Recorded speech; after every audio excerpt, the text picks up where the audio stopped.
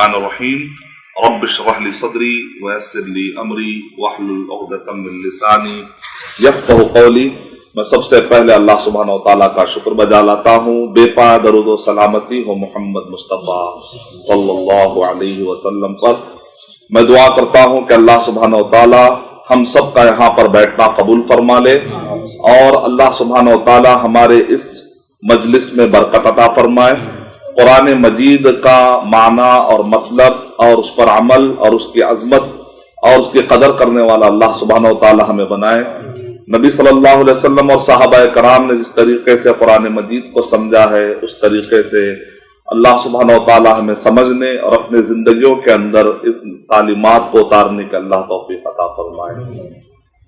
मोहतरम सामईन किराम, इंशाअल्लाह हम ये कोशिश करेंगे कि सूरह क़ियामा सूरह नंबर 75 तो इंशाअल्लाह हम इससे शुरुआत करेंगे। जो हमारे बहनें उधर कुरान मजीद मुसहफ अगर आपके पास है तो आप लोग उसमें मुसहफ में भी खोल लीजिए, उसके अंदर सूरह नंबर 75। तो मैं इंशाअल्लाह कुछ ना कुछ पॉइंट्स जो दौरान दर्स आपको बताने की कोशिश करूंगा इंशाअल्लाह। तो आप मुसहफ में भी पेंसिल आपके पास है, यहाँ पर काफी पेंसिल माशाअल्लाह डॉक्टर साहब ने इंतजाम किए हैं, तो आप नोट्स कर सकते हैं। उसका फायदा ये होगा कि जो कुरान मजीद से आपकी रग़बत बढ़ेगी, क्योंकि अल्लाह ताला कुरान मजीद में इरशाद फरमा रहे हैं इक़रा बिस्मि रब्बिकल लज़ी खलक़ खलक़ल इंसान मिन अलक़ इक़रा व रब्बुकल अकरम अल्लज़ी अल्लमा बिल क़लम। तो जब आप कलम हाथ में उठाते हैं तो आपके अंदर एक संजीदगी आती है। जब आप कलम हाथ में उठाते हैं तो आपके अंदर एक सीरियसनेस आता है।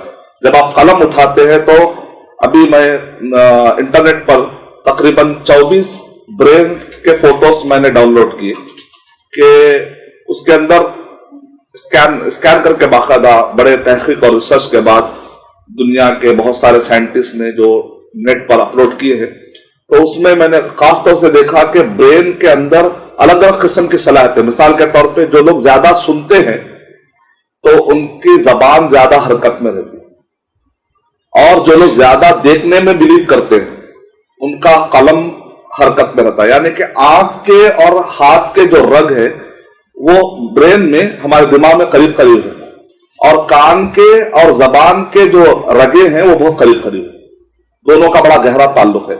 इसीलिए आपने देखा होगा हिंदुस्तान में अरबी जबान के लिखने वाले बड़े माहिरीन निकले, लेकिन हिंदुस्तान में अरबी जबान में बयान करने वाले आपको बहुत कम नजर आएंगे। उसकी वजह यह है कि हिंदुस्तान में मदरसों में अरबी जबान सुनने का मौका कभी नहीं मिलता।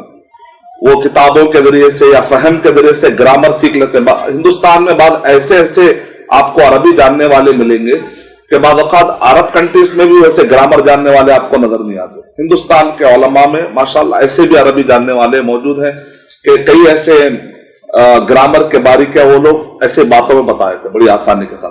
तो उनका फहम मजबूत है क्योंकि उन्होंने किताब को देखा है, किताब को समझा है, तो लिखने में माहिर हो गए।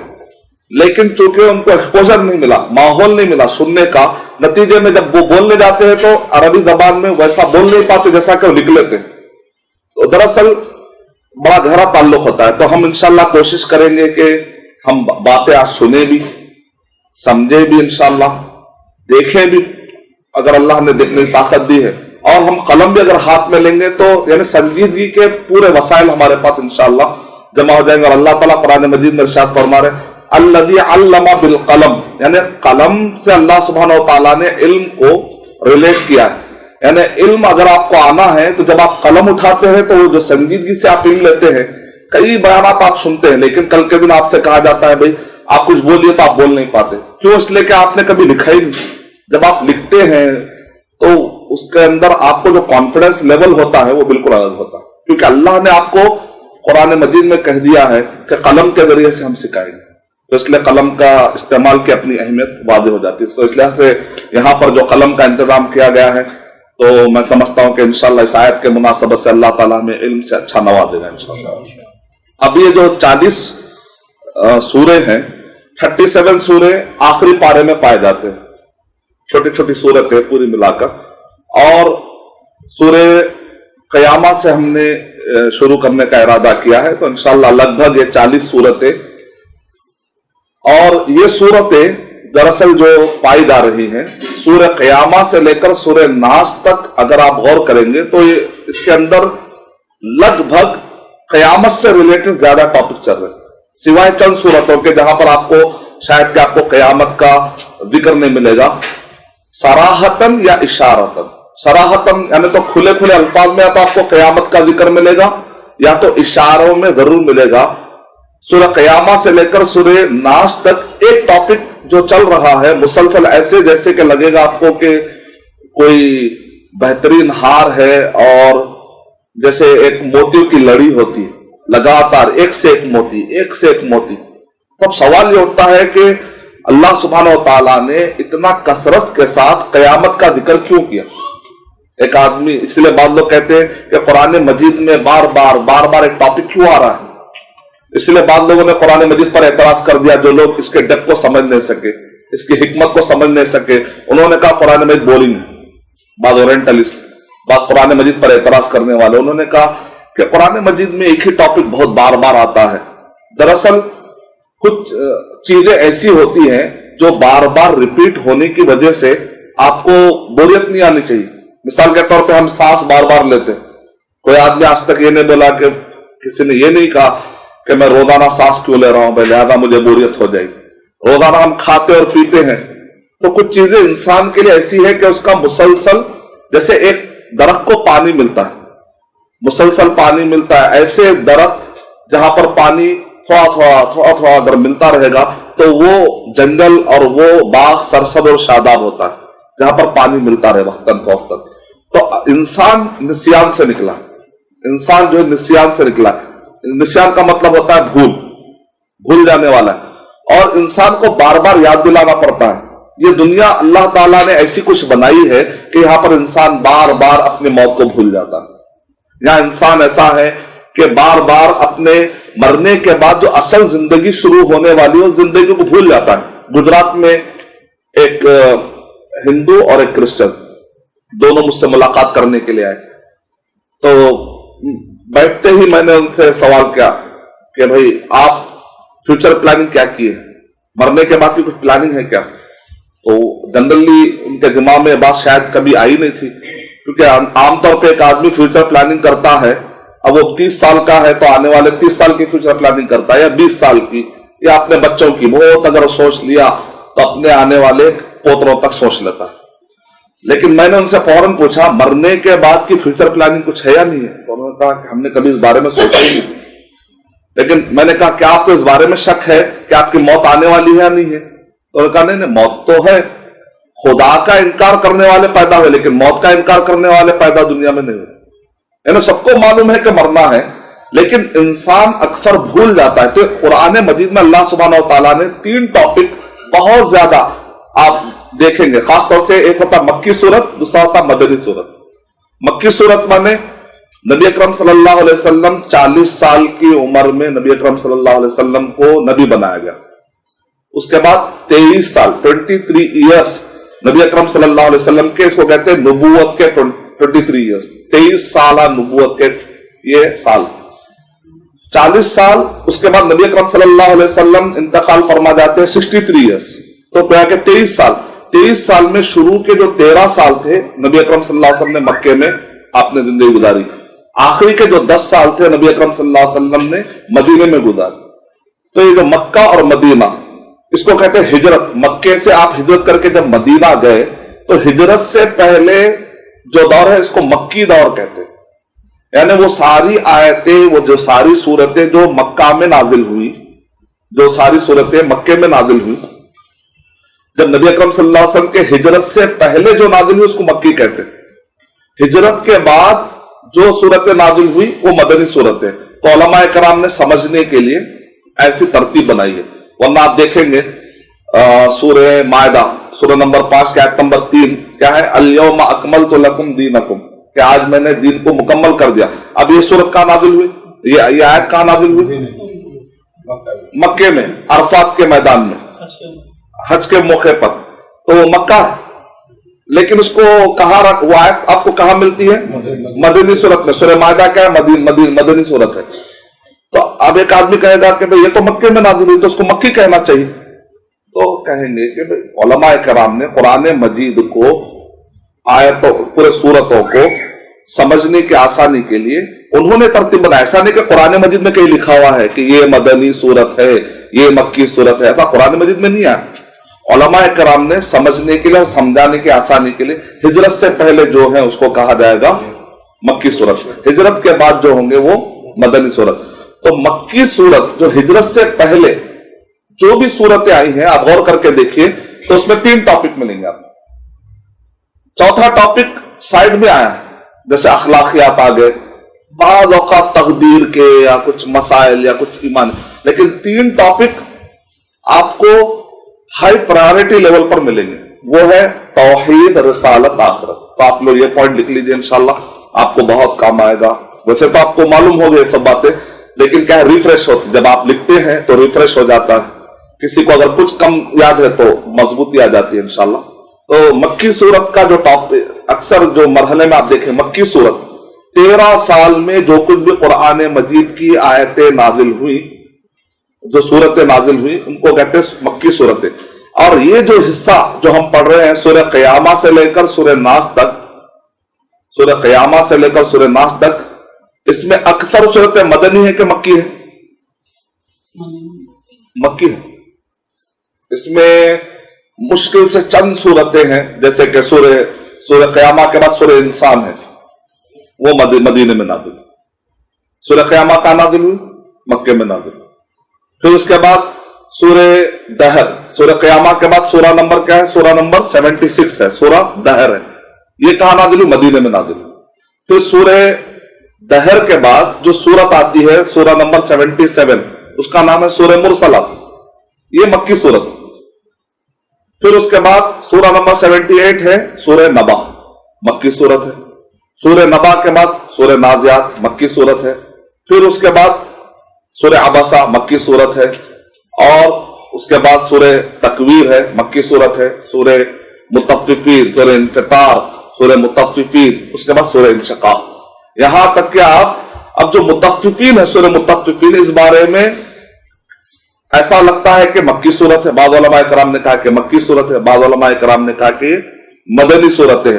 اس میں ایک بھی قول یہ پایا جاتا ہے کہ وہ ہے تو مکی صورت, لیکن مدینے کے اندر بھی چونکہ سیم کمزوریاں پائی جا رہی تھی تو نبی اکرم صلی اللہ علیہ وسلم نے مدینے کے اندر بھی اس کو پڑھ کر سنایا, تو اس لیے بعض صحابہ نے سمجھا کہ شاید یہ 2 مرتبہ نازل. واللہ اعلم بالصواب. یہ جاننے کا فائدہ کیا ہے؟ اب آپ تعجب کریں گے, اس ٹاپک پر میں نے کئی کتابیں پڑھی ہیں کہ اگر مکی صورتوں کو جب آپ پڑھ رہے, یہ جاننے کا فائدہ کیا ہوتا ہے؟ اس جاننے کا کوئی آپ بتا سکتے ہیں اس جاننے کا فائدہ؟ مکی صورتیں, مدنی صورتیں, کیونکہ مکی صورتوں کے اندر مسئلے مسائل آپ کو نہیں ملیں گے. مسئلے مسائل قرآن مجید میں جو بھی آتا ہے کون سی صورتوں میں آتا ہے؟ مدنی صورت میں.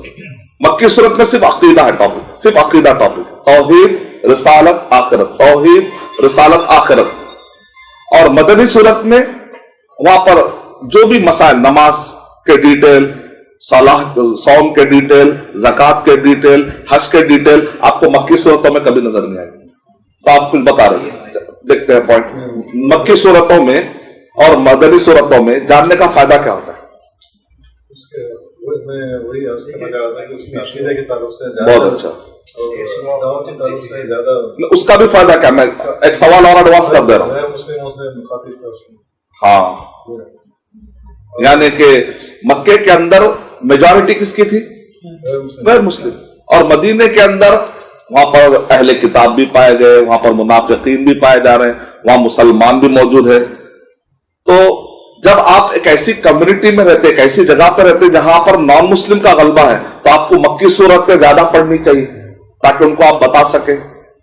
تو آپ مکی صورتوں کے ذریعے سے, جیسے اللہ تعالیٰ نے جو مکے کے اندر جو کفار تھے اس زمانے میں, تو ان کو اللہ نے کیسے سمجھایا وہ آپ کو مکی صورتوں میں ملے گا. میں اپنی طرف سے نئے فارمولے لاؤں گا تو اس میں اتنا اثر نہیں رہے گا. اللہ کے نبی صلی اللہ علیہ وسلم نے جو طریقہ اپنایا اس میں زیادہ پاور رہے گا. تو جب ہم ہندوستان کے سوسائٹی میں جب ہم رہتے ہیں, نان مسلم سے بات کرتے ہیں, تو ہمارا گہرا مطالعہ یقیناً مسئلے مسائل میں تو ہونا چاہیے, کیونکہ ہم مسلمان ہیں, نماز پڑھنا ہے, تو ایز اے مسلم مجھے اپنی لائف گزارنا ہے. مسلم لائف گزارنا، تو مجھے مدنی صورتیں بھی پڑھنا پڑے گا، لیکن خاص طور سے مجھے مکی صورتوں میں بہت تدبر کرنا پڑے گا، بہت آیت یاد رکھنا پڑے گا، کیوں ہو سکتا کوئی ایسا غیر مسلم مل جائے جو مکی صورتوں سے ریلیٹڈ ہو اور اس کو اثر ہو جائے انشاءاللہ۔ اب مکی صورتوں میں بھی آپ غور کر کے دیکھیں، آپ ایک اور ایک نقطہ ملے گا آپ کو، اب تعجب کریں گے، یہ نقطہ جو ہے مسلمان میں ساری کتابیں پڑھا ہوں بہت سارے، لیکن اس کے اندر بہت کم مسلم کتابوں کے اندر یہ باریکی پائی گئی ہے جو کہ اورینٹلسٹ نے بتایا۔ کچھ اورینٹلسٹ نے کچھ کتابیں لکھی ہے، مکی صورتوں کو بھی انہوں نے 3 میں بانٹا ہے، شروع کا مرحلہ، درمیان کا مرحلہ اور ہجرت سے پہلے کا مرحلہ، اور انہوں نے کہا یہ صورتیں پہلے کی اور یہ صورتیں درمیان کی، یہ صورتیں بعد کی ہیں۔ کسی قدر وہ کامیاب بھی ہوئے، کئی جگہوں پہ وہ لوگ ناکام بھی ہوئے تقسیم کرنے میں، یعنی ایگزیکٹ بتانا تو مشکل ہے نا، یعنی 13 سال میں بھی شروع کا دور، شروع کے 5 سال میں کون سی صورتیں نازل ہوئی، کوشش کی انہوں نے۔ جب ان سے پوچھا کہ آپ یہ کوشش کیوں کر رہے ہیں تو انہوں نے بڑا اچھا ایک پوائنٹ بتایا، دیکھیں اللہ تعالیٰ جو ہے اس قرآن، یہ اللہ تعالیٰ کیا فرما رہے ہیں، یہ کیا ہدی للناس، سورج جو ہے سارے انسانوں کے لیے، اگر کوئی آنکھ بند کر لیتا ہے تو نقصان اس کا ہے، ورنہ سورج تو سب کے لیے، تو قرآن مجید بھی سب کے لیے ہے۔ اس قرآن مجید کو پڑھنے کا جتنا حق مجھے ہے اتنا ہی اس قرآن مجید کو پڑھنے کا غیر مسلم کو بھی۔ ہم یہ نہیں کہہ سکتے قرآن مجید ہمارا ہے تم نہیں پڑھ سکتے، ایسا تو نہیں بول سکتے۔ تو ایک اورینٹلسٹ نے کیا کہا، نبی صلی اللہ علیہ وسلم کے شروع کے دور میں جب نبی صلی اللہ علیہ وسلم کفار قریش کو دعوت دے رہے تھے تو وہ لوگ کنفیوز تھے، آخر کیا کہنا چاہ رہے ہیں محمد صلی اللہ علیہ وسلم، کیا کہنا چاہ رہے ہیں، یعنی کہ وہ مرحلہ نارمل مرحلہ تھا۔ سیکنڈ مرحلہ کیسا تھا کہ وہ نبی صلی اللہ علیہ وسلم اسلام کے بارے میں کچھ کہہ رہے ہیں اور کفار قریش کے جواب میں کچھ سوالات پھینک رہے ہیں، تو اس کے جوابات، سوال جواب۔ تو قرآن مکی صورتوں میں جو سوال جواب، اے نبی صلی اللہ علیہ وسلم وہ آپ سے ایسا کہہ رہے، اے نبی صلی اللہ علیہ وسلم آپ ان سے کہہ دیجئے۔ تو یہ مکے کا دوسرا دور تھا جہاں پر آہستہ آہستہ کمپٹیشن، آہستہ آہستہ جھگڑے کا ماحول پیدا ہو رہا تھا۔ شروع میں وہ لوگ کھل کر مخالفت اتنی نہیں کی، خالی بس سن رہے تھے آخر کیا کہنا چاہ رہا ہے سمجھ۔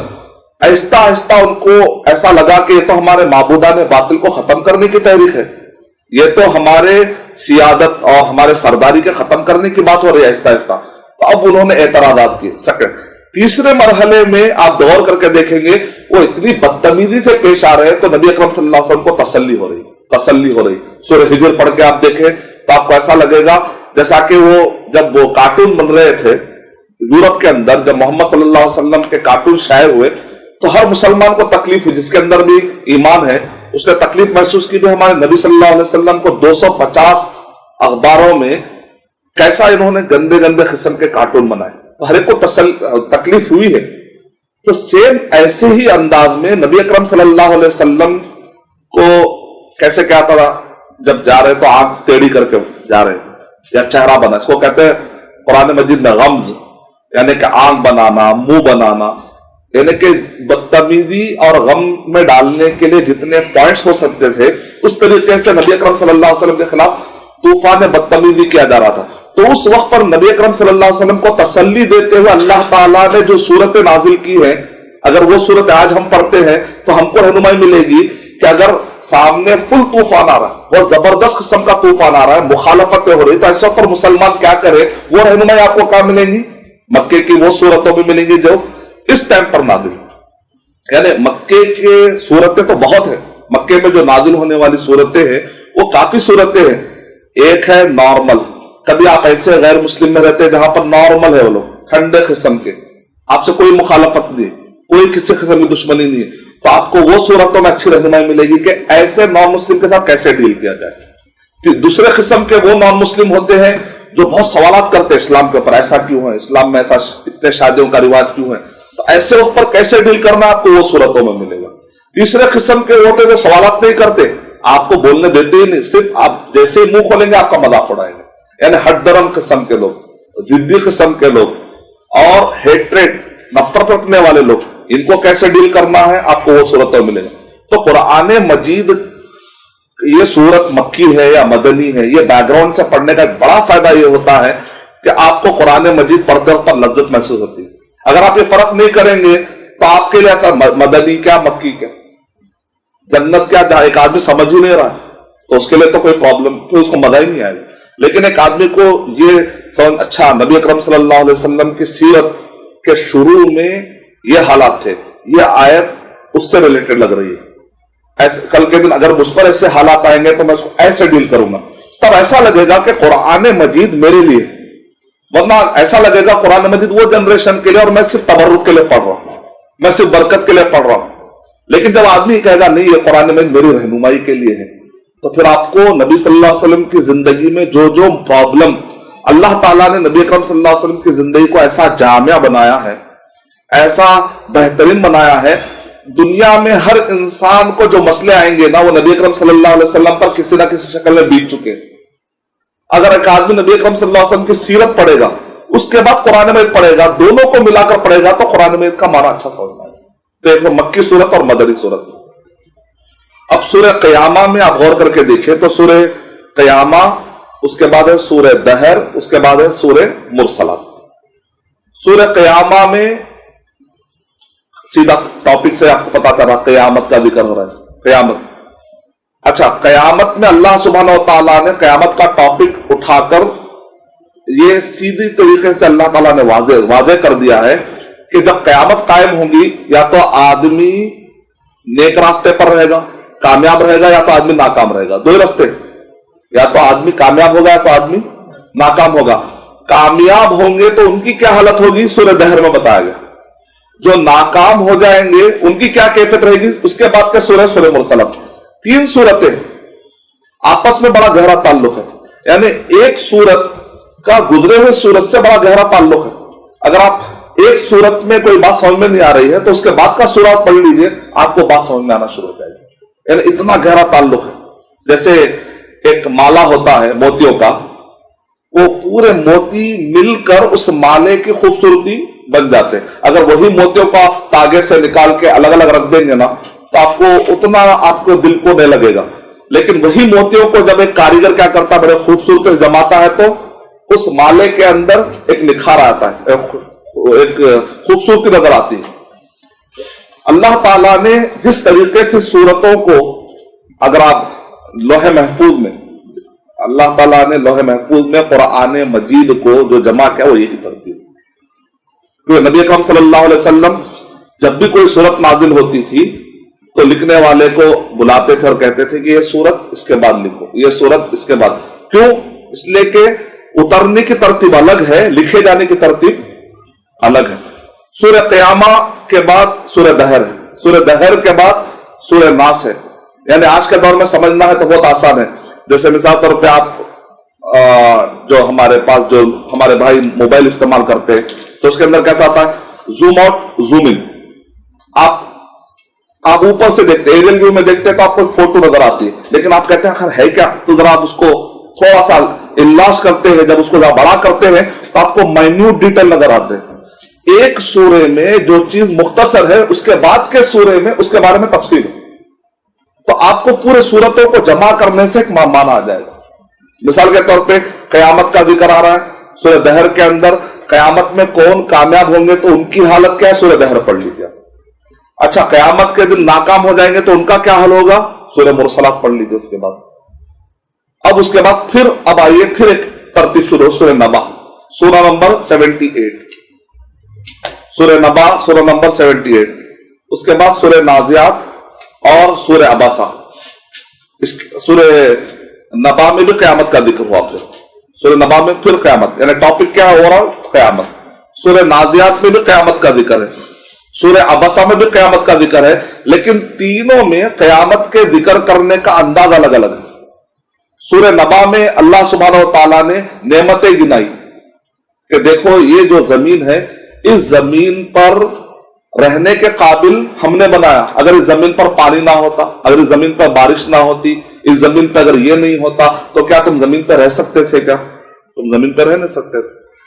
تو جب اللہ تعالیٰ نے تم کو پیدا کیا اور تمہارے رہنے کے اتنے انتظامات کیے تو یہ اللہ تعالیٰ کو یہ سب ختم کر کے اور ایک قیامت قائم کر دینا اللہ کے لیے کیا مشکل ہے. کیونکہ عرب کے لوگ یہ کہتے تھے, وہ نبی صلی اللہ علیہ وسلم کے پاس آتے تھے, آ کر کہتے تھے اے محمد तुम ये कह रहे हो ये जो हड्डी है, कब्र में से हड्डी लेकर आते थे, आकर ऐसा नबी सल्लल्लाहु अलैहि वसल्लम के सामने ऐसा बताते थे, तुम कह रहे हो कि ये हड्डी फिर दोबारा आएगी, क्या बातें कर रहे हो? यानी 3 टॉपिक है मक्के के अंदर, जो 3 टॉपिक है, तौहीद, दूसरा टॉपिक है रिसालत, तीसरा टॉपिक है आखिरत। कुफ्फारे कुरैश थे ना, अल्लाह के बारे में कुछ तो मानते थे। क्या कहते थे वो लोग? जब समंदर में रहते थे कहते रब है, इखलास से पूछ।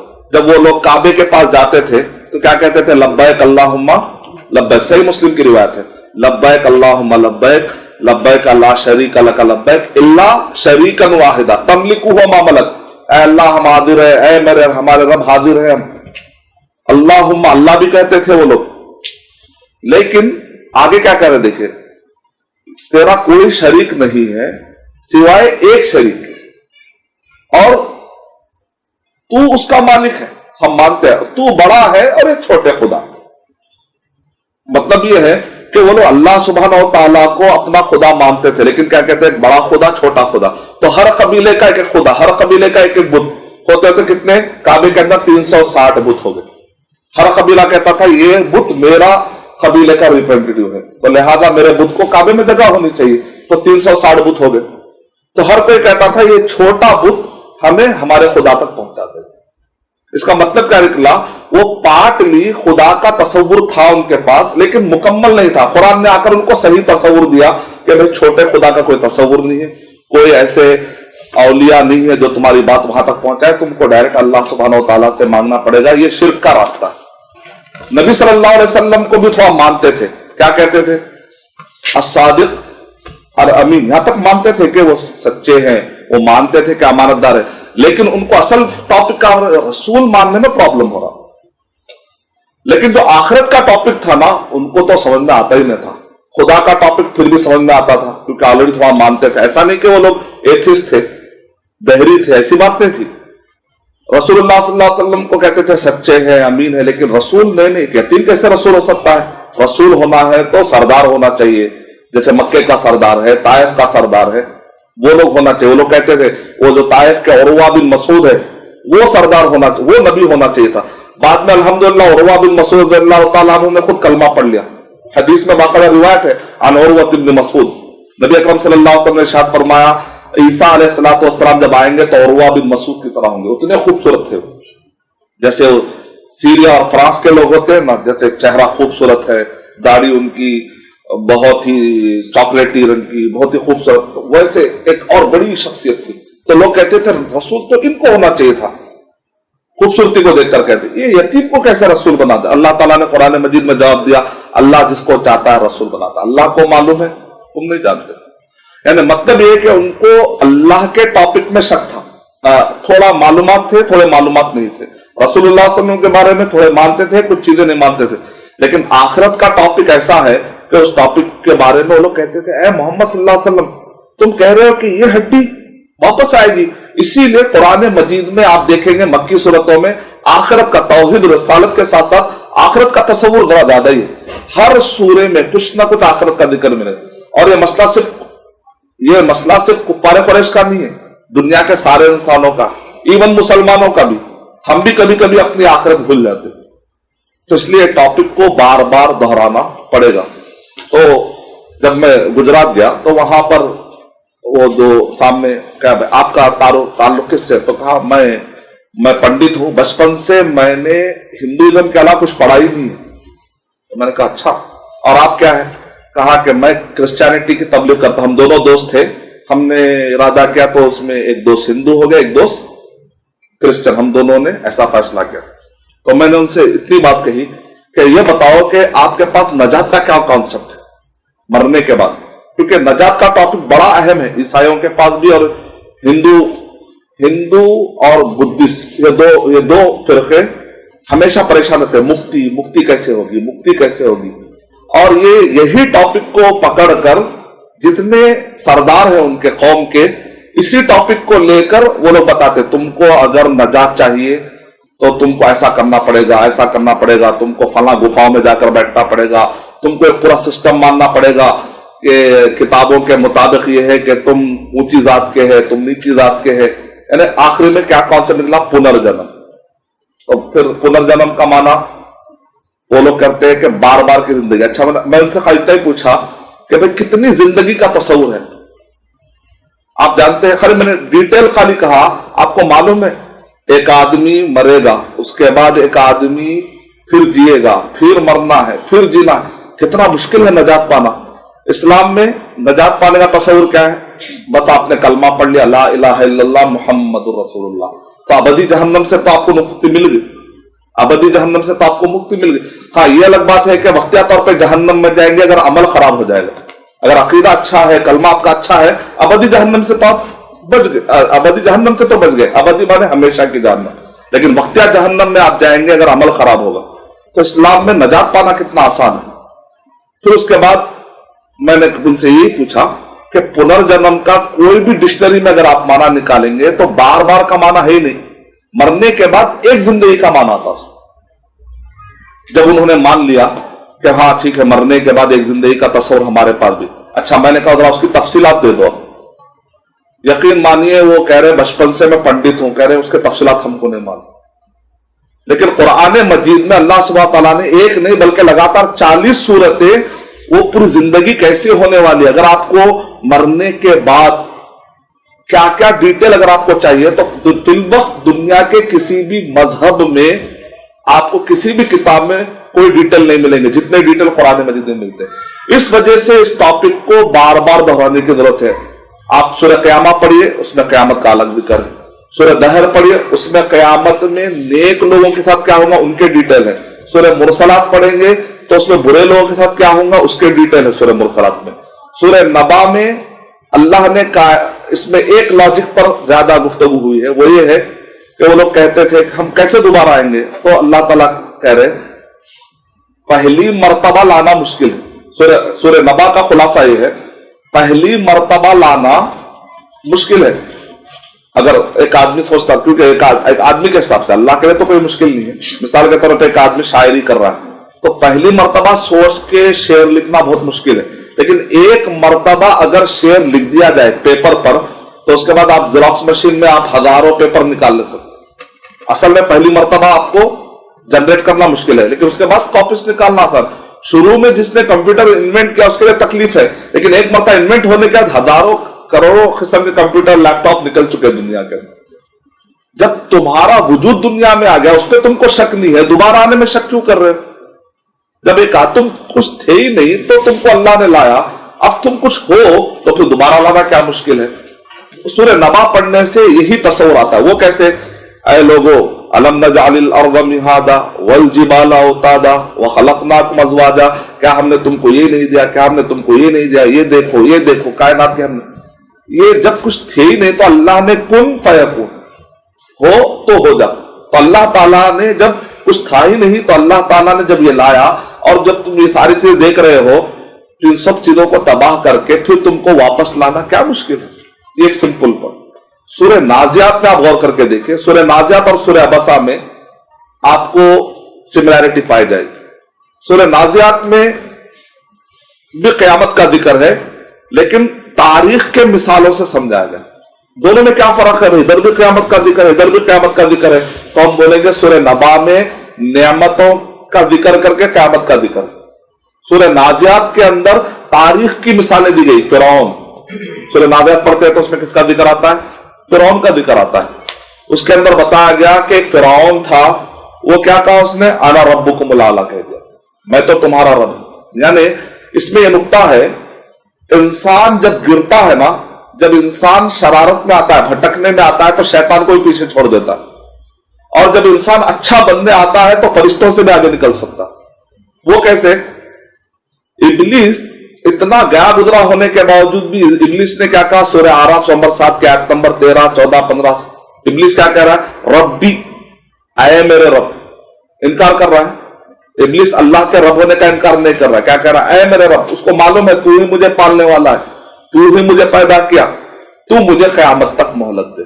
यानी इब्लीस को भी मालूम है कि ये अल्लाह है ना, अल्लाह ही मुझे पैदा कर रहा है और अल्लाह ही मुझे क़यामत तक रखेगा, मैं अपने तौर पे क़यामत तक नहीं रह सकता हूं।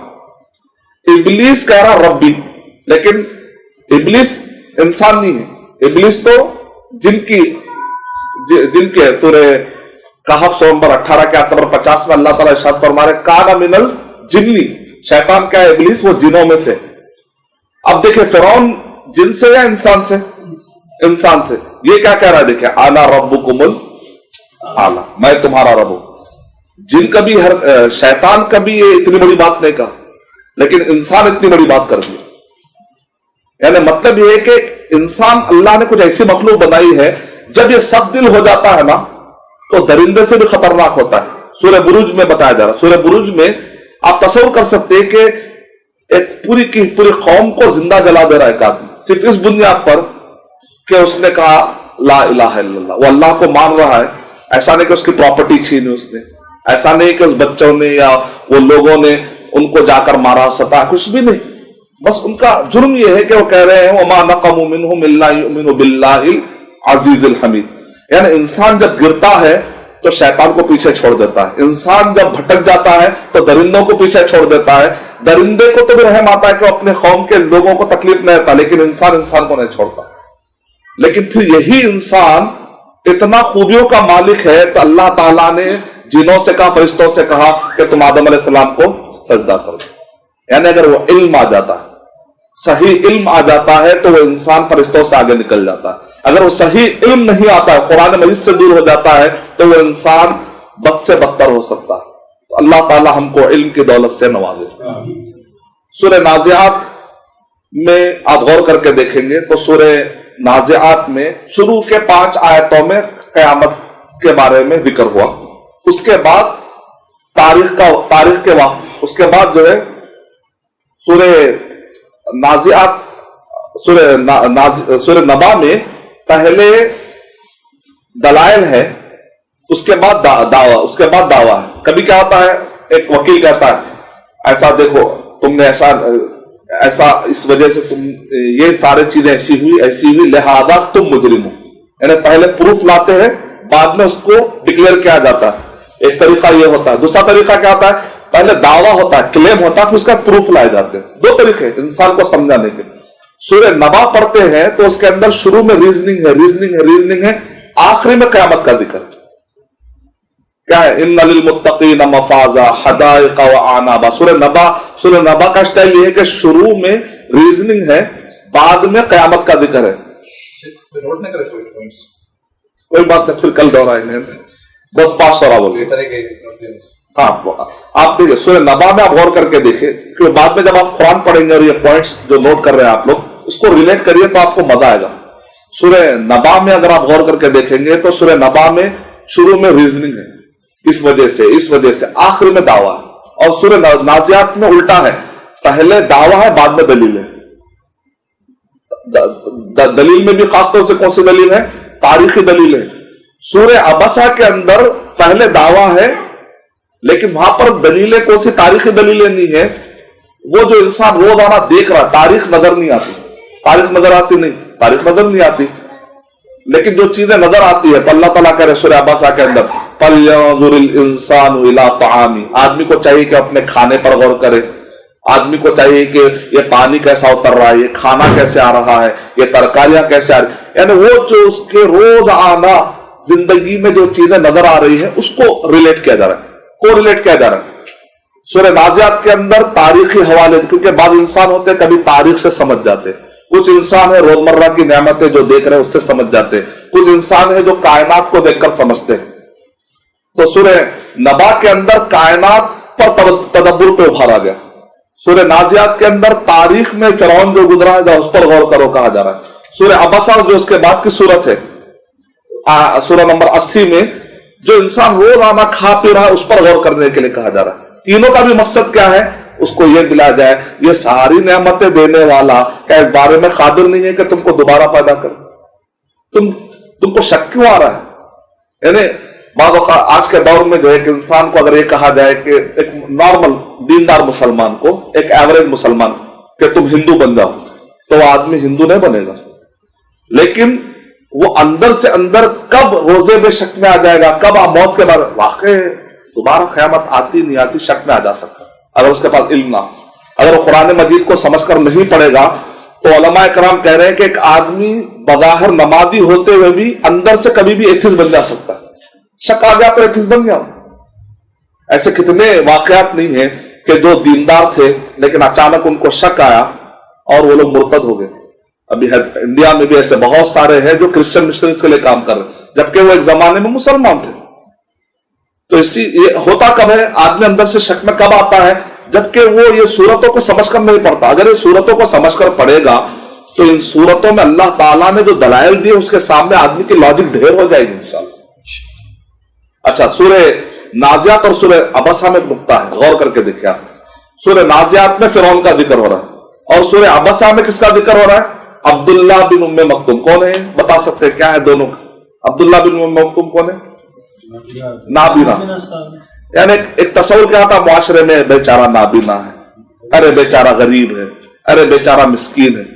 सूरह अबसा के अंदर एक मिस्कीन और एक नाबीना का जिक्र हो रहा है और सूरह नाजियात के अंदर उस दौर के सबसे बड़े एक बादशाह का, जिसके पास कारून जैसे खजाने वाला आदमी जिसके मुल्क बादशाहत में है और जिसके बादशाहत में हामान जैसा एक कैप्टन उस जमाने का माने वो बात सिपह सालार है। तस्वीर करिए कि उस आदमी की हुकूमत क्या थी उनकी, जिसकी वजह से उसने आना रब्बुकुमुल आला कह दिया कि मैं तुम्हारा रब हूं। यानी इसमें नुक्ता यह है कि अगर इंसान के अंदर खशियत आ जाए, अल्लाह ताला फरमा रहे खशियत, खशियत माने अल्लाह, डर कैसा? ताजीम वाला डर। एक होता डर, एक होता ताजीम वाला डर। मिसाल के तौर पे एक आदमी शेर से डरता है लेकिन शेर की ताजीम नहीं करता। एक आदमी बादशाह से डरता है लेकिन दिल में वो बादशाह की नफरत हो सकती है। हमको अल्लाह ताला से डर कैसा होना चाहिए? ताजीम वाला, अजमत वाला डर, यानी एतराफ होना चाहिए। अब्दुल्ला बिन उम्मे मक्तूम गरीब है दुनिया वालों की नजर में, लेकिन अल्लाह सुब्हानहू व तआला के पास उनका मर्तबा कैसा है कि नबी अकरम सल्लल्लाहु अलैहि वसल्लम पर तवज्जो नहीं दे रहे तो अल्लाह ताला आसमान से वही नाजिल कर रहे हैं, अल्लाह के नबी आप उन पर तवज्जो देना चाहिए। कितनी बड़ी इज्जत है, कितनी बड़ी इज्जत है। और फिरौन दुनिया की नजर में बहुत बड़ा बादशाह है, लेकिन जब वो खशियत से महरूम हो गया तो अल्लाह के पास उस फिरौन की कोई इज्जत नहीं है। समंदर में जब डूब गया उसने ये तक कहा, ऐ मूसा मैं तुम्हारे रब पर ईमान लाता। उस वक्त पर कहा तो अल्लाह ताला करे आल आना, ये कोई टाइम है कलमा पढ़ने का? जब गरगरे मौत, जब मरने के करीब होता है तो उस वक्त पर तौबा कबूल नहीं होती। क्योंकि फिरौन जब डूब रहा था तो उसने कहा कि ऐ मूसा मैं तेरे रब पर ईमान लाता हूं, तो अल्लाह ताला ने कुरान मजीद में कहा ये ईमान नहीं। कि तौबा कब कबूल होती है? दो चीजों से पहले। आदमी को जब गरगरे मौत आता है, गरगरे मौत मतलब मरने से पहले गर गर आवाज आती इधर से, वो टाइम पर तौबा नहीं, उस तक है। और जब सूरज हमेशा तो मशरिक से निकलता है, लेकिन जब सूरज मगरिब से निकलेगा तो तब भी वहां पर कोई तौबा का दरवाजा बंद हो चुका है। तो सूरह नाजियात के अंदर यह बताया गया कि जिसके अंदर खशियत ना होने से एक बहुत बड़े बादशाह के तबाही का जिक्र हो रहा है, और वही खशियत जब आ गई तो एक मामूली से एक सहाबी जिनको दुनिया मामूली समझ रही, लेकिन अल्लाह ताला ने उनका मर्तबा बढ़ा दिया। अच्छा, सूरह नाजियात पढ़ने में हमको एक और एक नुक्ता मिलता है कि आदमी आखिर भटकता कब है?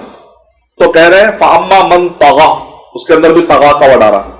सूरह नबा जब पढ़ते हैं तो उसके अंदर भी आ रहा है इन्ना लिल मुत्तकीना मफाजा हदायका, उससे पहले आया लित्तागीना मआबा। तागीन, तगा माने होता है सरकशी करना। जहन्नम किसके लिए है? सरकशी करने वालों के लिए। जन्नत किसके लिए है? खौफ, अल्लाह का खौफ और अल्लाह की ताजीम। जिस दिल में अल्लाह का खौफ होता है, जिस दिल में अल्लाह ताला की ताजीम होती है, जिस दिल में अल्लाह ताला की खशियत होती है, अल्लाह सुब्हानहू व तआला उसको, वो एलिजिबल है जन्नत में जाने का। जिसके दिल में अल्लाह सुब्हानहू व तआला के लिए खौफ और खशियत ना हो तो वो तोगयान है, सरकशी मुब्तला हो सकता है। तो सूरह नबा में भी क़यामत का जिक्र है, सूरह नाजियात में भी क़यामत का जिक्र है, सूरह अबसा में भी क़यामत का जिक्र है, लेकिन क़यामत के जिक्र में फर्क है। क्योंकि अरब के लोग जो है एक ही बात को कई पैराए में बोलते हैं, तो बोलने का भी अंदाज होता है।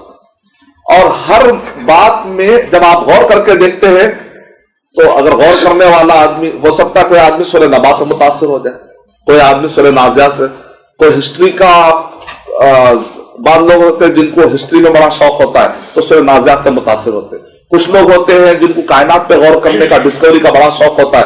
तो कुरान मजीद में हर एक के लिए ग़िज़ा है, اور انسان کی حالت بدلتے رہتی ہے.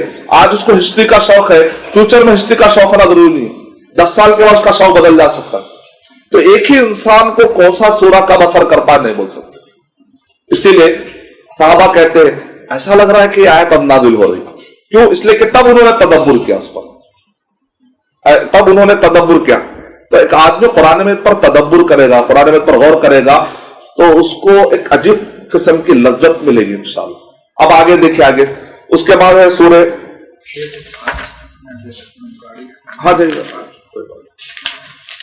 سورہ نبا, سورہ عبسہ تک ہم پہنچے. سورہ عبسہ آیت نمبر 80.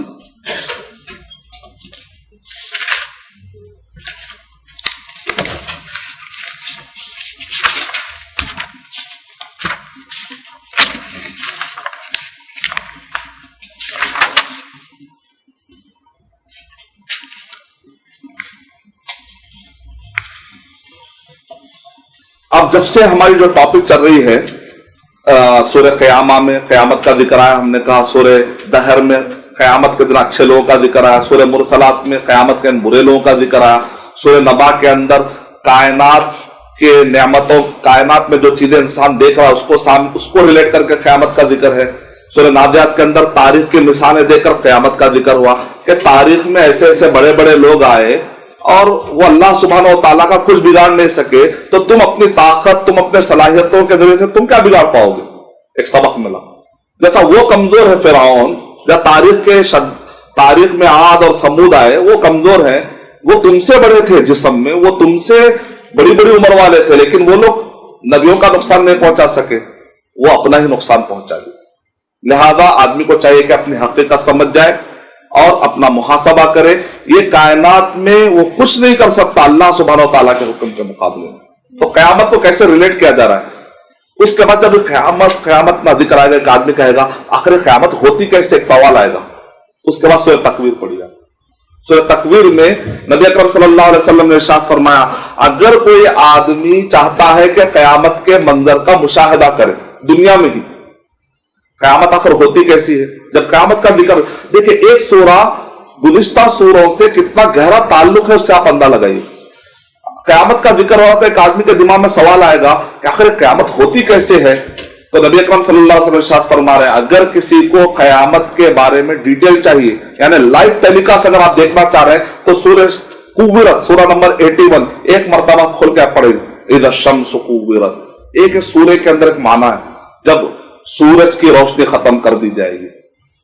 وَإِذَا النُّجُومُ انْكَدَرَتْ, یعنی جب تاروں کا معاملہ ایسا ہو جائے گا, سورج کا معاملہ ایسا ہو جائے گا, گابن اونٹنیاں ایسی ہو جائیں گی, اس وقت پر وحشی جمع کر دیے جائیں گے, اس وقت پر لوگوں کو جمع کیا جائے گا, سمندروں کو جلا دیا جائے گا.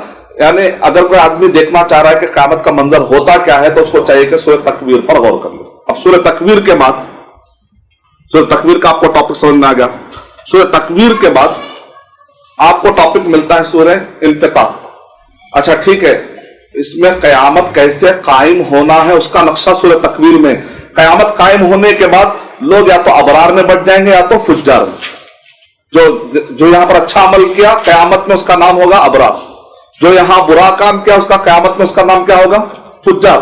سورہ انفطار میں دیکھیا, کلا ان کتاب اس کے اندر ان الابرار لفی نعیم وان الفجار لفی جحیم. ابرار مانے نیک, برون مانے نیک کو کہتے ہیں, برون کا پلورل کیا ہے, ابرار. سورہ انفطار میں اللہ سبحانہ و تعالیٰ نے ابرار نعیم پائیں گے, نعیم مانے نعمتیں پائیں گے, فجار جہیم میں جائیں گے. اچھا, اب ایک آدمی کے دماغ میں آئے گا, کیا بیس پر کہا جائے گا کہ یہ ابرار ہے, کیا بیس پر کہا جائے گا کہ فجار ہے. سوال اٹھا. ٹھیک ہے, قیامت قائم ہو گئی. قیامت کے بعد انسانوں کی دو تقسیمیں ہو گئی, ایک ابرار ہو گئے, ایک فجار ہو گئے. پھر انسان کو سوال آئے گا. دیکھیں, دنیا کی کسی بھی مذہبی کتاب میں مرنے کے بعد کے زندگی کے اتنے مائنیوٹس ڈیٹیل نے جو کہ قرآن مجید میں, مرنے کے بعد نیک لوگ کیسے, نیک لوگوں کی تقسیم اور برے لوگ. اچھا, نیک لوگ اور برے کی تقسیم کیا بنیاد پر ہوگی, سورہ مطففین. اس کے بعد سورہ مطففین میں کلا ان کتاب الابرار لفی علین ان کتاب الفجار لفی سجین. کیا کہہ رہے ہیں, ابرار کا بیس کیا ہے؟ نیک کس کو کہیں گے؟ وہ جس کے نام اعمال، یعنی آدمی جب اچھا عمل کرتا ہے تو اچھا عمل کہاں چلا جاتا ہے؟ آسمان میں ایک جگہ اس کا نام ہے علیین، اچھا عمل وہاں چلا جاتا ہے۔ زمین کے نیچے ایک جگہ ہے، اس کو کہتے ہیں سجین، سجین نکلا ہے سجن سے، سجن مانے، سجن کا مانا ہے قید خانہ، جیل۔ زمین کے اندر ایک جگہ ہے سجین، برا عمل انسان کا زمین میں چلا جاتا ہے اور انسان کا اچھا عمل علیین میں چلا جاتا ہے۔ لیکن ویسے ہمارے پاس ہندوستان میں مشہور ہے، بری روح کہاں چلے جاتی ہے؟ سجین میں چلے جاتی ہے۔ اچھی روح کہاں چلے جاتی ہے؟ علیین میں چلے جاتی ہے۔ تو روح کے بارے میں مشہور ہے، لیکن ایسا قرآن اور حدیث میں کہیں پر بھی نہیں آیا کہ روح جو ہے سجین میں جاتی ہے یا علیین میں جاتی ہے۔ قرآن مجید میں روح کا ذکر نہیں ہو رہا، قرآن مجید میں نام اعمال کا ذکر۔ نام اعمال میں روح میں فرق ہے۔ میں زندہ ہوں گزشتہ 36، اب میری عمر 36 سال ہے، 15 سال اگر بالغ ہونے کے بعد جو ہم کام کرے ابھی تک، مان لیجیے 15 سے لے کر آج تک جو کام ہوئے، اس میں جو عمل ہے وہ کہاں چلے گئے؟ علیین میں عمل، جبکہ ابھی میں موجود ہوں، میری روح تو یہی ہے۔ مرنے کے بعد روح برزخ میں چلے جاتی ہے، روح برزخ میں چلے جاتی ہے۔ لیکن جو نیک عمل ہے، سورہ مطففین میں اس کا جواب ہے کہ نیک عمل کہاں چلے جاتے ہیں، تو اس میں کہا جا رہا علیین، علیین نکلا ہے علو سے، اعلیٰ، سبحان ربی الاعلیٰ، اعلیٰ سے ورڈ نکلا ہے علیین۔ علیین مانے اونچائی، آسمان میں ایک اونچی جگہ ہے وہاں پر۔ اسے اللہ تعالیٰ قرآن مجید میں ارشاد فرما رہے ہیں الیہ یصعد الکلم الطیب والعمل الصالح یرفعہ، جو نیک عمل کرتے اللہ تعالیٰ ان کو عزت دیتے اور ان کے عمل کو اللہ تعالیٰ آسمان میں لے کر چلے جاتے، اور جو لوگ برے ہوتے اللہ تعالیٰ ان کے عمل کو پھینک دیتے، ان کا عمل نہیں چاہیے مجھے، تو وہاں تک میں جاتا، زمین کے نیچے گڑھوں میں پڑ جاتا۔ اللہ تعالیٰ ہمارے ہر عمل کو قبول فرما کے علیین تک پہنچا دے۔ اور جو انسان کی روحیں ہوتی ہے وہ برزخ میں چلے جاتے۔ اب برزخ کیا ہے اس کے ڈیٹیل ہم کو نہیں معلوم۔ اب کوئی آدمی کہے گا نہیں اچھی روحیں جو ہے علیین میں چلے جاتی، ہم کہیں گے پروف دیجیے، دلیل دیجیے۔ ہاں، کچھ پروف ہم کو بعض صحابہ اور تابعین کے اقوال سے مل رہے ہیں، جس پر ابھی تحقیق ہونا ہے کہ آخر وہ تابعین نے کیا بیس پر کہا یا وہ صحابہ نے کیا بیس پر کہا، اور وہ ان کی سندوں کا بھی اس میں تحقیق ہونا باقی ہے۔ لیکن قرآن اور صحیح حدیث میں کہیں پر بھی روح کہا کے ڈیٹیل اور زیادہ نہیں ملتے۔ اتنا ملتا ہے سورہ مومنون سورہ نمبر 23 کے آیت نمبر 100 میں یہ ملتا ہے وَمِن وَرَائِهِمْ بَرْزَخٌ، مرنے کے بعد روح برزخ میں چلے جاتی۔ لیکن ہمارے ہندوستان میں عقیدہ ہے، مسلمانوں میں بھی بہت تعجب کیا، مسلمانوں میں خاص طور سے جنوں کا علاج کرنے والے اور یا جن سے ریلیٹڈ جو ڈرنے والے، ان کے اندر یہ عقیدہ پایا جاتا ہے جو آدمی خودکشی کر کے مرتا ہے تو اس کی روح کیا ہوتی ہے؟ آتما بھٹکتے رہتی ہے۔ اصل میں ہندوؤں کا عقیدہ، اسلام سے اس کا کوئی تعلق نہیں، لیکن بہت سارے مسلمان اس پہ بلیو کرتے ہیں انجانے طور پر۔ وہ سمجھتے ہیں کہ جو بھی آدمی خودکشی کر کے مر جاتا ہے تو اس کی روح بھٹکتے رہتی ہے۔ کیوں؟ اس لیے کہ ہو سکتا ہے کہ وہ آدمی 2 سال کے بعد مرنے والا تھا ہوگا، اب خودکشی کرنے سے پہلے وہ جلدی مر گیا۔ ہمارا عقیدہ یہ ہے کہ جس وقت پر اس کی موت آئی ہے، اللہ تعالی کے حکم کے بغیر جب مرنے کا ٹائم آ جاتا ہے تو نہ آگے ہوتا ہے نہ پیچھے ہوتا ہے، اس کا وہی ٹائم تھا۔ اللہ سبحانہ وتعالی عالم الغیب ہے، اللہ تعالیٰ غیب کے جاننے والا، اللہ کو معلوم ہے کہ کون کیسے مرے گا۔ تو اللہ سبحانہ، ہم یہ نہیں کہیں گے کہ بعض لوگ کہتے ہیں بے موت مارا گیا، ایسا کچھ بھی نہیں ہوتا، بے موت نہیں مارا جاتا۔ یہ ہمارے پاس جملے مشہور ہے، منہ نے سو جانور، منہ ہے بیچارے کو، مطلب یہ کہ بعض جملے ایسے مشہور تو ہم غور نہیں کرتے۔ بے موت نہیں مارا گیا، وہ موت کے ٹائم پر ہی مارا گیا ہے۔ مرنے کے شکلیں الگ الگ ہیں، مرنے کی شکل، تو یہ تصور چونکہ غلط ہے، بے موت مارا گیا، اس کے بیس پر ایک اور ایک تصور آ گیا کہ وہ روح بھٹکتے رہتی، نعوذ باللہ۔ یہ ہندوؤں کا عقیدہ ہے۔ بعض لوگ یہ بھی عقیدہ رکھتے ہیں کہ شب برات میں روحیں واپس آتی۔ ایک گاؤں میں باقاعدہ جو ہے بیڑی رکھی گئی شب برات پہ۔ ہمارے ساتھی نے پوچھا بھائی آخر یہ کیوں رکھے، تو کہے کہ نہیں ہمارے جو نانا ہے، ہمارے جو دادا ہے، وہ جو ان کو بیڑی بہت پسند تھی، تو وہ آئیں گے تو بیڑی پئیں گے۔ تو پھر آج کے دور میں پھر واٹس ایپ رکھنا پڑے گا، کہ بچے کو واٹس ایپ بہت پسند ہے، فیس بک رکھنا پڑے گا، چیٹنگ، تو نعوذ باللہ، یہ سب غلط بات ہے۔ قرآن مجید پر اگر غور کرتے تو مسلمان کا بھی عقیدہ، آج مسلمان شرک کیوں کر رہے ہیں؟ قرآن مجید نہیں پڑھ۔ اگر قرآن مجید پڑھتے تو اللہ تعالیٰ غیب کا جاننے والا ہے، اللہ تعالیٰ قرآن مجید میں کہہ دے، تو پھر یہ عقیدہ کیا کبھی کوئی انسان میں وہ رکھ سکتا ہے؟ نہیں رکھے گا۔ اللہ سننے والا ہے، اللہ دیکھنے والا ہے۔ یہ عقیدہ اللہ ہی کے لیے ہونا چاہیے بول کر قرآن مجید میں کلیئر آ گیا. جو قرآن مجید کا ترجمہ پڑھے گا وہ آدمی شرک سے بچ جائے گا انشاءاللہ, بدعت سے بچ جائے گا, اور ایسے واہیات قسم کے عقیدے سے اپنے آپ کو بچا لے گا. تو سورہ مطففین میں پڑھتے ہیں تو اس میں اچھا سورہ مطففین کے اندر ایک اور ایک سبق ہے, وہ یہ ہے کہ بعض لوگوں کی عادت ہوتی ہے تو ان کی تربیت ہو سکتی ہے. اگر سورہ مطففین ایک آدمی غور پڑھے گا, اگر مان لیجیے میرے اندر وہ کمزوری ہے, ایک کوئی کمزوری ہے, میں سورہ مطففین پڑھوں گا تو انشاءاللہ وہ کمزوری کا علاج ملے گا. کیا کمزوری ہے؟ جب سامنے والے کو دینے کا مسئلہ آتا ہے تو ذرا کم دیتے, جب اپنا لینے کا مسئلہ آتا ہے تو اچھا توڑ کے لیتے. یہ خاص قسم کی بیماری ہے, اس کو کہتے ہیں سیڈسٹک پلیجر. دوسروں کو تکلیف میں ڈالنے میں اس کو بڑا مزہ آتا ہے, لیکن خود کو تکلیف میں ڈالنا کبھی پسند نہیں کرے گا. یہ خاص قسم کی سائیکالوجیکل ایک بیماری ہے. وہ ہمیشہ اپنا کمفرٹ ہوتا ہے لیکن سامنے کا نہیں. ایک اورینٹلسٹ سے پوچھا گیا, محمد صلی اللہ علیہ وسلم کے خلاف تم 30-40 سال سے لکھ رہے ہو, کیا تم کو محمد صلی اللہ علیہ وسلم کی ایک بھی خوبی نظر نہیں ہے؟ 30-40 سال سے تم محمد صلی اللہ علیہ وسلم کے خلاف لکھ رہے ہو. تو اس نے کہا نہیں, خوبی ایسی نظر آئی, وہ خوبی سب پورے جتنے میں ابھی تک برائیاں بیان کیا ہوں سب پہ بھاری ہے, اس لیے مجھے جو ہے وہ خوبی کے سامنے میں ڈھیر ہو چکا ہوں. تو بولے کیا خوبی ہے؟ بولے محمد صلی اللہ علیہ وسلم کی سیرت میں ایک چیز میں کنٹینیوسلی پڑھ رہا ہوں کہ وہ آدمی عام آدمی نہیں تھا, ایکسٹرا آرڈنری تھا. وہ آدمی اپنے سے زیادہ سامنے والے کا خیال رکھتا تھا. اچھے اخلاق کا مطلب کیا تھا؟ اچھے اخلاق کا چھوٹ, اب اچھے اخلاق بولے تو 100 چیزیں آپ رٹ بھی لیے, ٹائم پہ یاد نہیں آتے.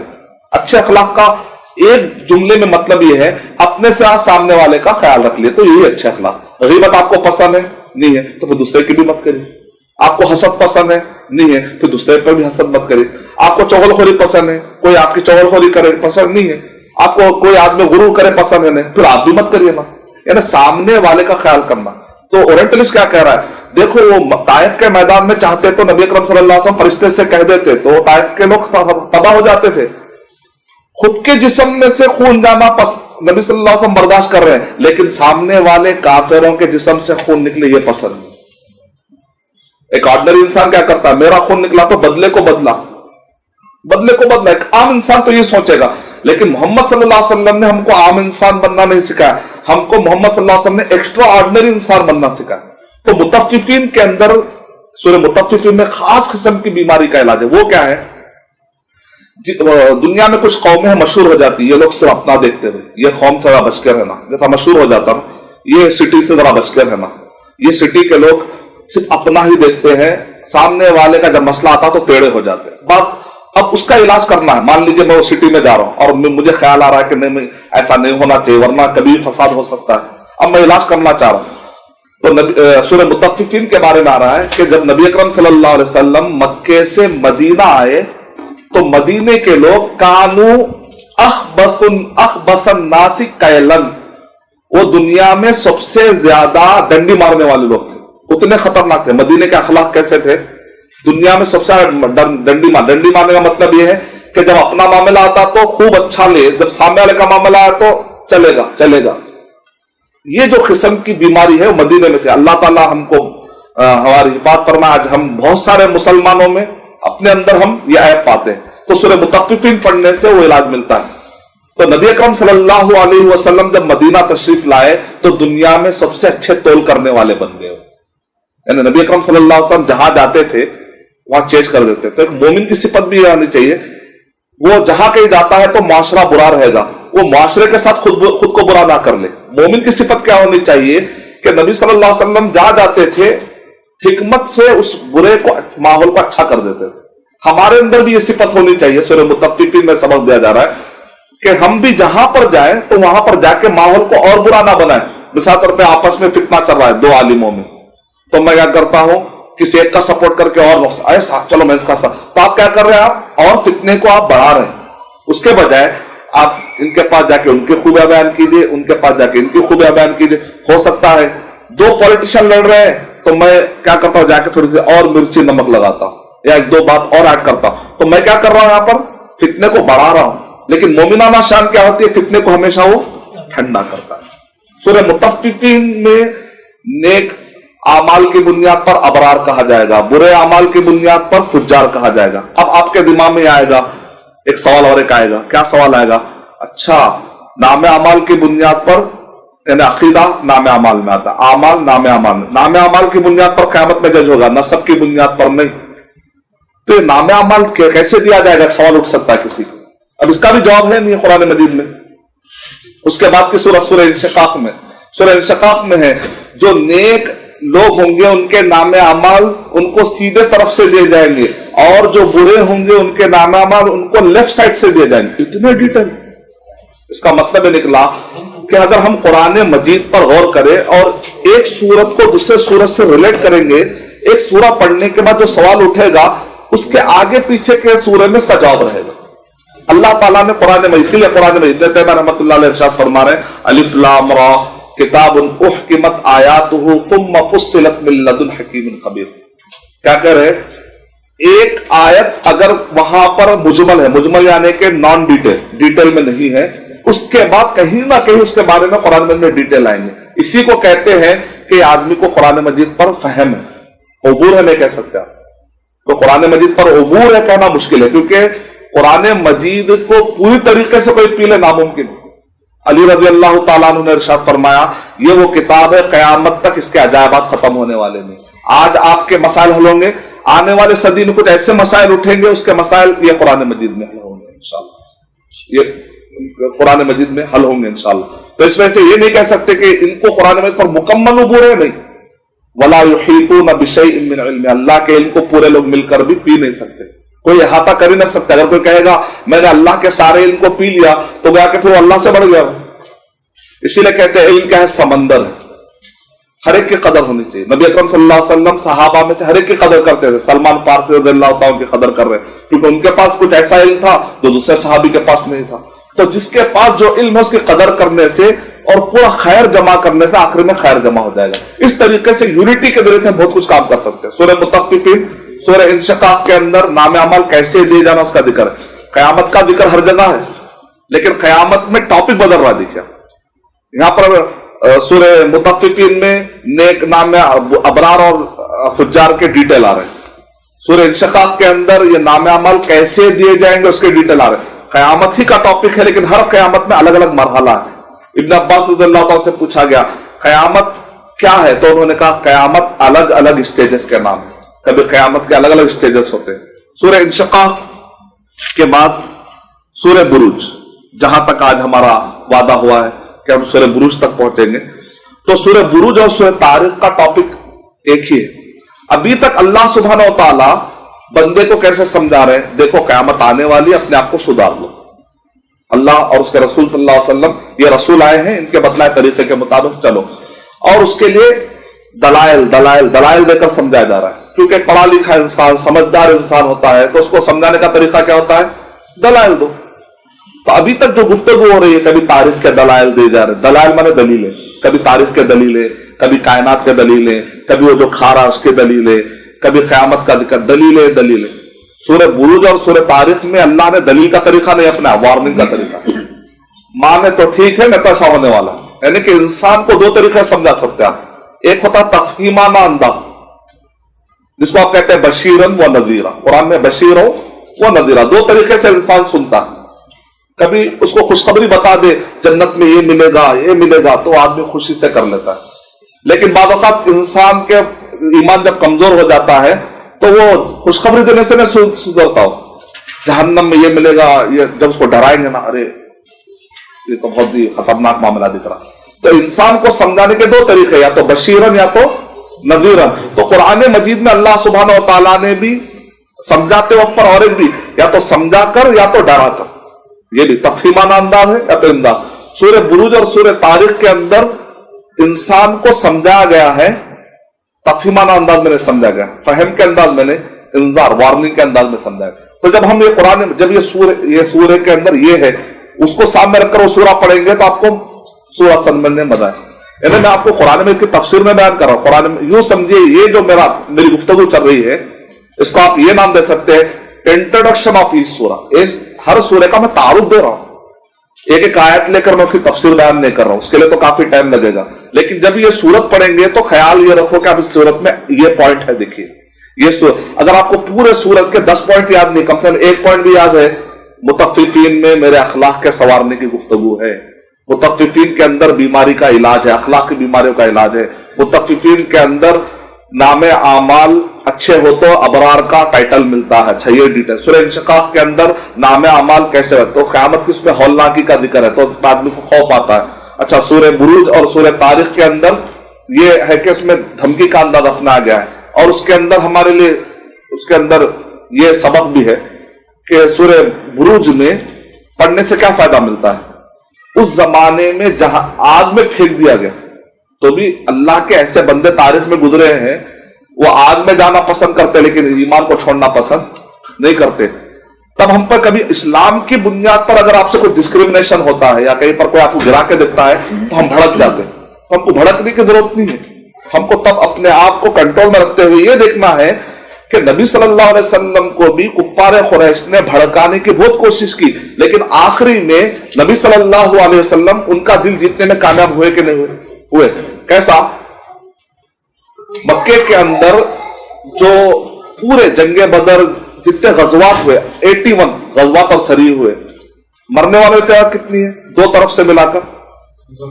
1009 और एक तादाद 1080, यानी कम से कम अगर माने तो 1009, ज्यादा से ज्यादा 1080 और 1080 और तीसरा कौल भी पाया, 3 कौल पाए जाते हैं यार। लेकिन बचने वाले तादाद कितनी?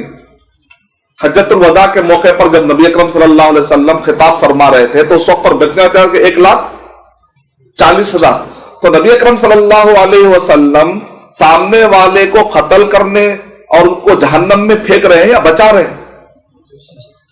तो हमारा गैर मुस्लिम के बारे में तसव्वुर दावती जहन होना चाहिए कि हम किस तरीके से जहन्नम से उनको बचाएं।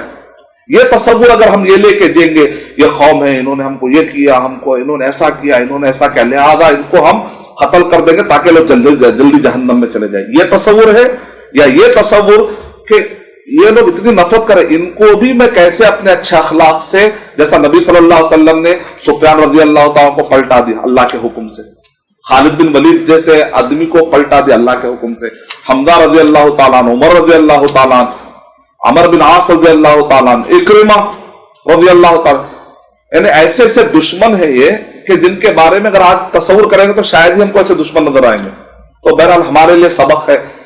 अब यहां से लेकर इंशाल्लाह कल हमारा टॉपिक कंटिन्यू होगा, वो ये है कि अभी तक जो टॉपिक चल रहा था ना सूरह तारिक तक, वो एक होता दाई, दूसरा होता मधु। ये आखिरी 1-2 मिनट की बात खत्म करके हम खत्म कर देंगे बात इंशाल्लाह। ये नुक्ता पर कल के लिए कनेक्टिंग है, कल के लिए कनेक्टिंग है, क्योंकि 10 साल से मैं टेलीविजन में काम करके मुझे भी आदत पड़ गई है आने वाले एपिसोड से जोड़ के जाते जरा। तो इंशाल्लाह तो कल का जो हमारा कनेक्टिंग पॉइंट है वो ये है, एक होता दाई, दूसरा होता है मधु।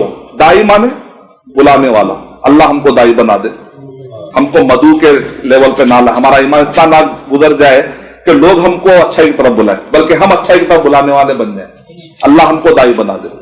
दूसरा होता है मधु। मधु यानी कि जिसके पास या तो ईमान कमजोर होता है तो बिल्कुल ईमान नहीं होता, या तो मुसलमान है लेकिन ईमान कमजोर है, या गैर मुस्लिम है, इसको कहते हैं मधु। सूरह क़यामा से लेकर सूरह तारिक तक, सूरह बुरूज के बाद सूरह तारिक है, यहां पर आप गौर करके देखेंगे तो यहां पर मधुओं के बारे में जिक्र हो रहा है। कुफ्फार कुरैश क़यामत का इनकार करते हैं, नबी आप उनको ये जवाब दो, उनको ये जवाब दो, मधु का जिक्र हो रहा है। लेकिन उसके बाद सब्बिह इस्मा रब्बिकल आला, अब यहां पर दाई अपने आप को प्रिपेयर करे, दाई पर तवज्जो दिया, यानी हमेशा मधु के बारे में सोचना है लेकिन साथ में दाई को अपने बारे में सोचना है, क्योंकि बाद औक़ात हमारे गलत तरीके से बुलाने की वजह से मधु जहन्नम में चला जाता है। कभी हम उससे जहालत का बर्ताव करते हैं, मान लीजिए मुसलमान है, अगर मुसलमान किसी गैर मुस्लिम के साथ गलत बर्ताव करेगा तो कल के दिन वो गैर मुस्लिम किससे नफरत करेगा? मुसलमान से नफरत नहीं करेगा, वो किससे नफरत करेगा? वो इस्लाम से नफरत करेगा। तो यहां पर उसके जहन्नम में जाने का जरिया कौन बन गया? दाई बन गया एक माने। इसीलिए जैसा मधुओं के बारे में सोचना जरूरी है, दाई के बारे में अपने बारे में भी सोचना जरूरी है। सूरह आला, सूरह नंबर 87 से लेकर सूरह जुहा तक लगातार सूरत दाई के इस्लाह के बारे में, उससे पहले की सूरत मधु के बारे में, यानी कि कस्टमर और यहां पर है प्रोफेसर साहब, दोनों की भी इस्लाह अगर हो जाए इंशाअल्लाह, दाई की भी इस्लाह सही हो जाए, अगर मधुओं की भी सही इस्लाह हो जाए तो इंशाअल्लाह फिर लोगों के लिए कलमा पढ़ना। एक नुक्ता बताकर मैं अपनी बात खत्म करता हूं। शेख अलबानी रहमतुल्लाह अलैह ने इरशाद फरमाया, हक कबूल करना लोगों को नागवार लगता है क्योंकि हक में एक बोझ है। आप बात सही कर रहे हो, उसको मालूम है बात तो सही है, लेकिन उसको एक्सेप्ट करने के लिए जरा उसको बोझ लगता। तो शेख अलबानी रहमतुल्लाह अलैह कह रहे हैं, हक में खुद एक बोझ है, नागवार लगता है लोगों को, तुम अपने सख्त लहजों के जरिए से इसको और बोझल मत बनाओ। तुम्हारे लहजे क्या होना चाहिए? तो दाई की भी इस्लाह जरूरी है, मदऊ की भी इस्लाह। कुरान मजीद दोनों की इस्लाह करता है। क्या करे? क़ूला लहू क़ौलन लय्यिना। जब तुम फिरौन के पास जाओ तो ऐ मूसा ऐ हारून तुम क्या करो? नरम गुफ्तगू करो। तो दाई को भी अच्छा होना चाहिए, मदऊ की भी इस्लाह। अगर ऐसा हो जाए तो फिर मदीने का माहौल बन जाएगा इंशाअल्लाह। मदीने में क्या होगा? मदऊ पूरे, मक्के के अंदर क्या पूरे लोग कलमा पढ़ लिए, दाई भी अच्छे थे उस दौर के और मदऊ भी माशाअल्लाह कलमा पढ़ लिए। अल्लाह ताला पूरी कायनात को इसी तरह दाई और मदऊ के इस्लाह के साथ कायम और दायम रखे और हमको उसका जरिया बना दे। अच्छा, तो इस पर कुछ सवालात है तो उस पर हम लेंगे, क्योंकि मैं कई नुक्ते मैं मेन नुक्ते बता, क्योंकि मेरे पास पूरे बहुत सारे नुक्ते हैं जमा, तो सारे डिटेल में हम जा नहीं सकते इंशाल्लाह, लेकिन एक ओवरऑल एक सूरों का एक तारुफ हो जाएगा इंशाल्लाह। तो मकसद यही है कि जब आप ये सूरह पढ़े तो हर सूरह का इंट्रोडक्शन रहेगा तो पढ़ने में आसानी होती। एक किताब है वो ऐसी पढ़ी हुई रहती है, एक आदमी आकर के मालूम ये किताब क्या है, ये किताब ये, तब आपका हाथ उसकी तरफ बढ़ता। जब तक उस किताब का तारुफ ना हो तो उसकी तरफ आपका हाथ नहीं बढ़ता। तो एक सूरह का तारुफ अगर आदमी को मिल जाए, ये सूरह में ये खूबसूरत है, ये सूरह में ये नुक्ते है, तो आदमी को सूरह अरे लाओ देखते हैं कि मेरे लिए और क्या क्या है सूरह। एक मर्तबा का कुरान मजीद में अल्लाह ताला इरशाद फरमा रहे हैं, इस किताब में तुम्हारा जिक्र है, क्या तुमको मालूम नहीं है? तो एक आदमी इमाम वाहिदी असबाबुन नुज़ूल में वाक़या लिख रहे हैं, एक आदमी ने कहा मेरा भी जिक्र है क्या? हर एक का तुम्हारा जिक्र है, तुम्हारा जिक्र है, तुम्हारा जिक्र है, तुम्हारा। देखता हूं मेरा जिक्र कहां है कुरान में। तो उसने पढ़ना शुरू किया, अल्हम्दुलिल्लाह रब्बिल इहदिनस सिरातल मुस्तक़ीम लज़ीना अनअमता अलैहिम। मुझे तो इतने इनाम वाला मैं नहीं दिख रहा हूं, मैं तो इतना गैरिल मग़दूब है, मैं यहूदी लेवल का तो भटकावा नहीं हूं, वलद्दालिन क्रिश्चियन लेवल का भटकावा तो नहीं हूं मैं। इसका मतलब मेरा जिक्र अभी भी नहीं आया। फिर आगे बढ़ गया, ना मैं सहाबा जैसा हूं, ना अंबिया जैसा हूं, ना एकदम इतना गया गुजरा हूं कि मैं यहूदी और क्रिश्चियन कैसा हूं, आखिर मैं हूं क्या? मेरा जिक्र अभी भी नहीं आया। फिर वो पढ़ते गए, फिर सूरह बकरा शुरू हुआ। सूरह बकरा में पहले मोमिनों का जिक्र आया, मैं मोमिन लेवल का तो नजर नहीं आ रहा हूं। फिर का मुनाफिक नहीं, ताबत्तर भी तो नहीं हूं मैं तो उतना तो अच्छा हूं ना, मेरा आखिर जिक्र है का? कुरान में अल्लाह ताला कह रहा है कि तुम्हारा जिक्र है इसमें। पढ़ते गए आखिरी में जब 10 सूरह पार हो गए तो वहां पर एक है, कुछ लोग दुनिया में ऐसे हैं जो अच्छे भी अमल करते हैं और बुरे भी अमल करते हैं। खलतु अमलन, के जिन्होंने खलत मलत कर दिया, अच्छे करते करते बुरे करते। अरे रे यहां है मेरा जिक्र। अब आजकल के दौर के सारे सदी के बोलेंगे यही है हमारा जिक्र। फिर हमारे पास भी हम अच्छे करते करते कभी अचानक जो हमारा ईमान इतना कमजोर होता है कि हम बुरे काम करना। तो अल्लाह ताला बहरहाल कुरान में अल्लाह ताला फरमा रहे, ऐसे लोगों को चाहिए कि जल्दी बाज आ जाए और अपने आप को सीधा इस्तिकामत में करें। तो कुरान मजीद जब हम पढ़ते हैं और रिलेट करते हैं अपनी जिंदगी से ना, तो बहुत सारे नुक्ते। अभी आज एक क्लिप सुन रहा था मैं, शेख नासिर अल उमर, बहुत बड़े आलिम है यहाँ के, यहाँ से करीब में है जुल्फी, वहां के आलिम है, almuslim.net बहुत मशहूर वेबसाइट है इनका। उनका बयान सुन रहा था तो उन्होंने बड़ा अच्छा नुक्ता किया, कुरान में पे तदब्बुर करने से आखिरत के तो फायदे ही हैं, दुनिया में भी फायदे होते हैं। वो कैसे? हिंदुस्तानी एक आलिम जो उनकी निगरानी में वो कह रहे हैं कि हमारे मकतबा दावा इरशाद, वो बड़ा दावा इरशाद में कई आलिम है माशाल्लाह। तो एक आलिम है जिनका काम है तर्जमा करना, अरबी से उर्दू में तर्जमा करना, और तर्जमा करने के लिए उनके पास प्रोजेक्ट क्या चल रहा है? तदब्बुर कुरान, अरबी में कुरान मजीद में किताब के बारे में किताब तदब्बुर मैंने गौर फिक्र करना। तो उन्होंने कहा कि आज मैंने इरादा किया था, वो आके बाद में बता रहे, असर में उन्होंने इरादा किया कि आज ये बीवी को तलाक दे दूंगा, बहुत सता रही है, आज तो तलाक देकर रहूंगा, इशा की नमाज के बाद आके तलाक दूंगा, ये सोच के निकल गए घर से। अब उनको तर्जमा करना है, इशा के असर के बाद जाके उनको दावा सेंटर में उनका काम क्या है, जॉब क्या है? तर्जमा करना। और वो तर्जमा जो करना है, कोसियात का तर्जमा उस दिन उनको करना है मालूम, हुन्ना लिबासुल लकुम व अंतुम लिबासुल लहुम। وہ تمہارے لیے لباس ہے اور تم ان کے لیے لباس ہے. اس پہ تدبر کرو بول رہے. تدبر میں نقطے. پہلا نقطہ کیا ہے؟ بیوی شوہر کے لیے لباس بن جائے, شوہر بیوی کے لیے لباس بن. لباس کیا کرتا ہے؟ ہمارے شرمگاہ کو چھپاتا ہے, ہمارے عیبوں کو چھپاتا ہے. لباس نہیں پہنے تو آدمی عجیب لگتا ہے, جب لباس پہنتا ہے تو بہت خوبصورت نظر آتا ہے. تو انسان کے عیبوں کو چھپانے والا لباس بن جاتا ہے. تو جیسے طلاق ہو جاتی ہے تو ہوتا کیا ہے؟ بیوی شوہر کی برائی کرتی, شوہر, تو نتیجے میں جو عیب چھپے ہوئے تھے وہ باہر آ جاتے. لیکن جب تک وہ لباس تھا, نکاح تھا, تو دونوں ایک دوسرے پہ پردے ڈالتے دونوں. تو ان کو اتنا اثر ہوا, وہ کہہ رہے ہیں عشاء کے پاس جا کر وہ کہہ رہے اپنی بیوی سے, آج میں طلاق دینے کا ارادہ کیا تھا, ایک آیت نے تجھے بچا لیا. اس کے بعد دونوں کئی سال گزر گئے لیکن آج بھی ان کا رشتہ بحال ہے. ایک آیت نے ان کی لائف کو چینج کر دیا. جیسا ہم کہتے ہیں an idea can change your life, an آیا can change your life. ایک آیت پہ بھی اچھا تدبر کر لے انشاءاللہ. اچھا مجھے تعجب ہوتا ہے, بعض لوگ کہتے ہیں یہ صاحب بڑے انلائٹن ہیں. اچھا کیوں انلائٹن ہے؟ یہ گفاؤں میں جا کر تپسیا کیے, 10 سال تپسیا کیے, تو ان کو اوپر سے کچھ ایک خاص حکمت ملی اور نتیجے میں آج ان کے اتنے فالوورز ہیں. میں کئی مندروں میں گیا, جا کر بولا کیا کس کو فالو کر رہے ہیں, تو وہ کہہ رہے ہیں فلاں جو رام کرشنا بٹ ہے نا, تو انہوں نے ایک فلسفی دی تھی, اس پر یہ لوگ کام کر. اچھا یہ لوگ کیا کر رہے ہیں؟ یہ لوگ کہہ رہے ہیں بھائی ہم رام کے فلسفی کو فالو کرتا. اچھا یہ کرشنا کے فلسفی کو فالو کر رہے ہیں. اچھا یہ گاندھی گیری کے فلسفی پر فالو کر رہے ہیں. پھر بدھا کی پڑھ رہے تو کہہ رہے درخت کے نیچے بیٹھنے تھے ان کو. آخری میں بھی اتنا محنت کرنے کے باوجود بھی کمپلیٹ طریقے سے وہ قوم کو مکمل مرنے کے بعد کی فیوچر پلاننگ دے نہیں سکے. لیکن قرآن مجید کے چھوٹے سورے میں سورہ قاریہ پڑھ لیں گے تو مرنے کے بعد کیا کیا ہوگا پورا. القاریہ ما القاریہ وما ادراک ما القاریہ یوم یکون الناس کالفراش المبثوث وتکون الجبال کالعہن المنفوش فاما من ثقلت. اب دیکھیں ٹارگیٹ, لائف کا ٹارگیٹ کیا ہے؟ وہ جو نیکیوں کا پلڑا اس کو بھاری کرنا اور برائیوں کا پلڑا بھاری ہونے نہیں دینا ہے. ختم, مل گیا ٹارگیٹ.